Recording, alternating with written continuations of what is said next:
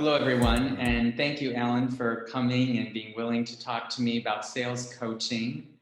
It was an incredible opportunity to work with you at Advanced DX Biological Laboratories. It's amazing what we accomplished in such a short time, wasn't it?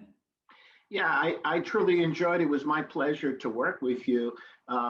We really hadn't worked together at all, and we had a lot of new challenges and unknowns. And I think in a very short period of time, we were able to take the resources we were given and build upon them, and have a lot of productive things happen and with a lot of very talented people. It was a great working experience. I really enjoyed it. And I know the team really enjoyed having you as a coach. I mean, they had access to you and they took advantage of it. You know, no one was required, but just knowing you were there, scheduling time with each of them really helped. Well, let's tell the people who are watching this a little bit about who you are. So Alan Lubins has been a sales coach and brings over 35 years of sales experience in business development in the biopharmaceutical industry. And his selling approach really is applicable to all types of sales, which he describes as just-in-time selling, which I would like to hear more about. He began his career on the ground as a sales representative in a very highly competitive market, New York City.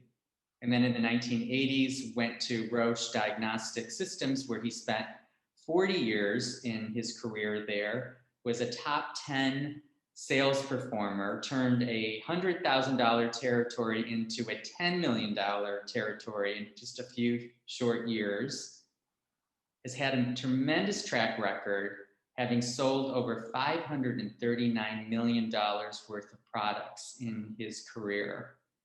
So, Alan, again, it's been so great getting to know you. And, you know, just to start and let people know a little bit about your thinking, what do you think is a frequent challenge for a salesperson who's first joining a new company?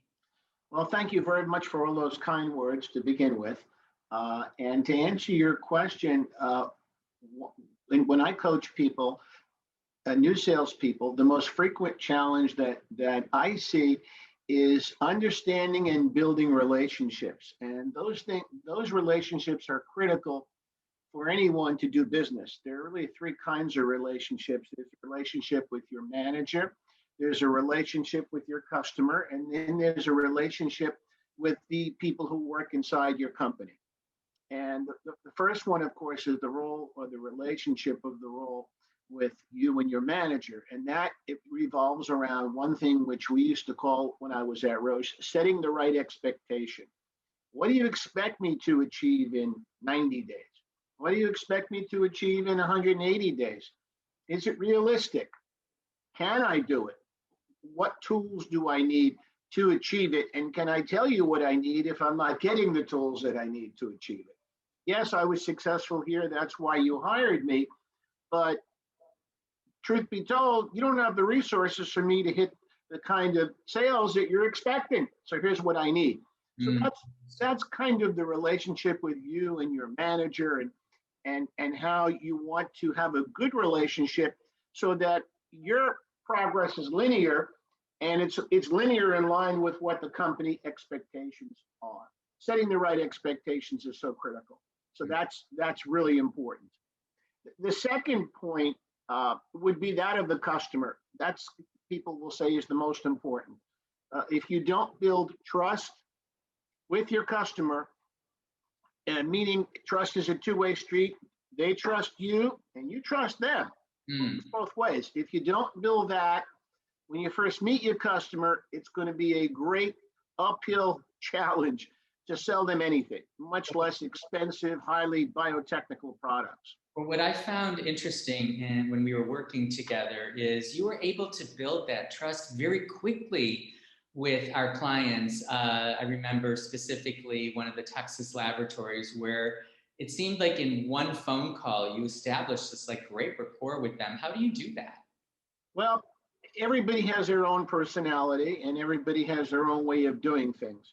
But you can, in fact, influence, train, and coach people to do certain things that will get you closer to a business objective.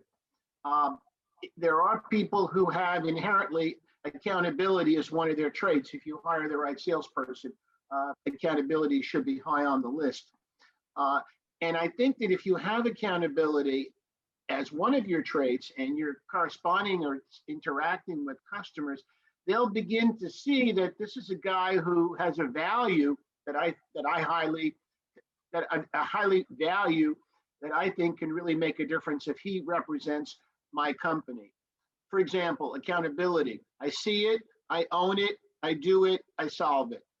That's a value of accountability. And if you can communicate that as a salesperson quickly to people, that you're accountable, that you're trustworthy, that you will be transparent, they will quickly begin to develop and build a better relationship with you. That will, of course, provide you the level of information about their pain points. That's actually the understanding your customer, about their pain points and objectives. People will freely share that once they trust you. Very interesting. Yeah, no, you're particularly good at that. You also seem to have a good sense of timing. I found during our negotiations with our clients in terms of when to contact them again, when to hold back, whether to call them or whether to email them. How did you develop this sort of intuitive sense of the dialogue and the tempo of the discussions? That's an interesting question. A lot of people seem to feel that that's, quote, inherent to certain salespeople. It's a gift. It's not really a gift. I was trained early in my career on the psychology of selling, and the psychology of selling refers back to a term called receptivity. The level of receptivity goes from 0 to 10 or 100. Let's use 10. Level of receptivity. And generally, most sales are what we call a lot of little yeses that lead to one big final yes. No one gives you the final yes right away. And more importantly, nobody gives you yes all the time. 2 steps forward, 1 back. Everybody knows what that means. But I think that good salespeople will understand the psychology of selling, and that's something I go through, and we can talk about at another session. Once you begin to understand the psychology of selling, plays right into building relationships. Because if you understand where the customer is coming from and what their objectives and goals are, because they've freely told you, you'll begin to understand that their level of receptivity will be higher and higher. Some people can do this quickly. I happen to have the ability to do it quickly, and I can actually coach people with specific questions and responses that will enable them to get to that point much more quickly. Well, in fact, I experienced that myself. I experienced that myself with you. You were actually coaching me on timing and tempo of our conversations. I remember in one case, we had radio silence for about 2 weeks. And, by nature, I'm not pushy. I don't want to push a conversation. And you said, I think you could send an email, schedule a Zoom meeting, see if they respond. And lo and behold, they did. And the conversation started again. So you were excellent in your coaching, even to me, in helping me with my negotiations as we went along as well. Thank you for that. I'm guilty of experience, and there's nothing that teaches you more about what you're trying to do than having done it trial and error for many years of making mistakes, trying this instead of that, doing this instead of that. You begin to develop a repertoire of a sequence of things that you do to gain more information or to follow up with people when they shut down on you. I'm kind of an expert on how to follow up with people when they shut down on you, having done it.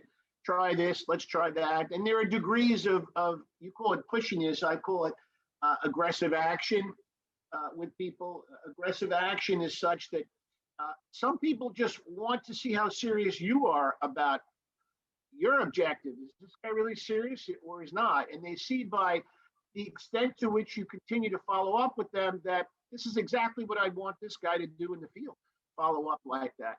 So I think again, the concept of pushing this is only valid if you have what you're trying to sell, a service or a product, doesn't have any value. It doesn't represent value to people. If there's value, then you have every right, and the customer knows that, to continue the dialogue. So when there's no value, they simply should say, you know what, I don't want to have any more conversations. We really can't have any comment. We gone in another direction. It's a very polite way of saying I'm not interested. So if I'm a salesperson today and I'm watching this video and thinking about, trying to up my game, so to speak, what are you going to provide me as a sales coach? How, let's say I want to work with you. What does the program look like? How long does it last? And tell me a little bit about what we're going to do together. Well, one of the things I did when I was working at Roche, we did what we call vertical sales training programs. Vertical meaning they only went up, they didn't go down. The concept of vertical is you build upon things. Every salesperson comes in with a certain set of skills and experience. Some have 5 years experience, some have 10, some have 10 years experience, 1 year's experience 10 times, only joking, but they don't have the kind of experience you really want. So number one, we'd evaluate that salesperson, and the manager would say, okay, here are their strengths, here are their weaknesses, in their opinion, here's what I'd like you to work on with that person. And I would interview that particular person and determine if in fact that is the weakness. Maybe there are others, maybe that's not it at all.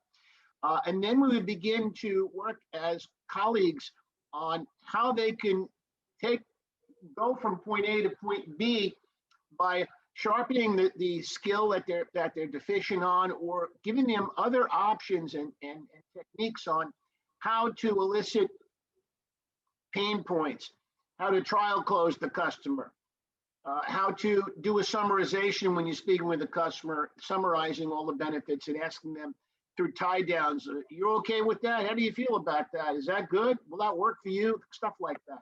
So we used to call it just-in-time selling to a certain extent, because a lot of it was just in time. The night before the big sale, when they rehearsed it and everything, I'd have them call me, and even the morning before, and I used to throw confrontations at them because I had the same sheet that they were working from. We called it a sales sheet, and it had all the key information on it of objectives and the buyers and the buying influences. And I used to throw a question at them to see how well they really understood the challenges. And it was very helpful, because sure enough, one of the questions that I asked was exactly what the buyer asked. So if I'm like somebody, let's say I already have a job at, what you're describing is when a company brings you in to coach their employees. What if I'm just an individual salesperson watching this? Can I also get you as a coach?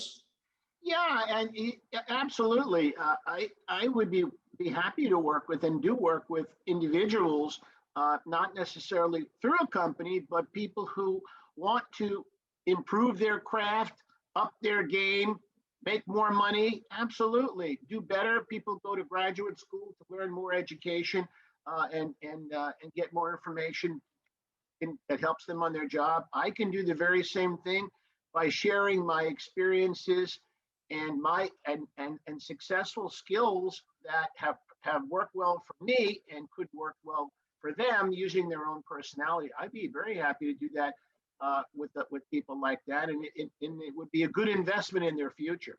Great. Well, thank you for taking the time to talk to me.